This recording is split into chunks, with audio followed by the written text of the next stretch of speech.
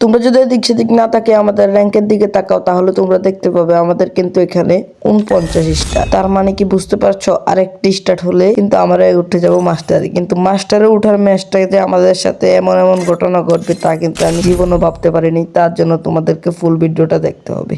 এদিকে কিন্তু আমরা ম্যাচ স্টার্ট করে ফেলি। প্রথম রাউন্ডে এখান থেকে ছোট শট গানটা কিনে নিই। এখানে যাওয়ার সময় কোডাকার একটা ইউজ করার পর দেখতে পাই আমার সামনে এনিমি। তারপর তার সাথে ছোট শট গানটা দিয়ে অনেকক্ষণ জাতাজাতি করার পর ফাইনালি ডাকি শট গান দিয়ে জাতা মেরে ডাউন করে ফেলি। তারপরে সামনের দিকে আসতে দেখি একটা এনিমি লাস্ট বেঁচে আছে, তার সাথে অনেকক্ষণ ওয়ান ট্যাপ খেলে তারপর লাস্টে দিয়ে তাকে একটা ওয়ান ট্যাপ মেরে রাউন্ডটা জিতে ফেলি।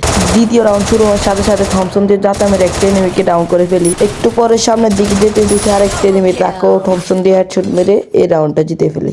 3 নাম্বার রাউন্ডের শুরুতে গ্রেনেড মারার সাথে সাথে দেখি এনিমি 85 ড্যামেজ খেয়েছে, সরাসরি রাজ দিয়ে এনিমিকে ডাউন করে ফেলি। এবং এদিকে ক্রোনোশিল্ড অন করে দেখি সামনে এনিমিটা কোনো কিছু না ভেবে রাজ দিয়ে তাকেও একটা হেডশট মেরে ডাউন করে ফেলি। এবং আর লাস্ট একটা এনিমি বাকি ছিল, সেটাকে আমার টিমমেট মেরে দেয় এবং 3 নাম্বার রাউন্ডও আমরা জিতে যাই। লাস্ট রাউন্ডে এসে একটা এনিমিকে থমসন দিয়ে জাতা দিয়ে মারার পর সামনের দিকে যেতে দেখি একটা এনিমি, তাকে স্পিকের দিয়ে একটা ওয়ান ট্যাপ মারি এবং লাস্ট একটা এনিমি বেঁচে থাকে, তাকে আমার টিমমেট মেরে ফেলে এবং এভাবে করে আমরা ম্যাচটা বুইয়া করে ফেলি।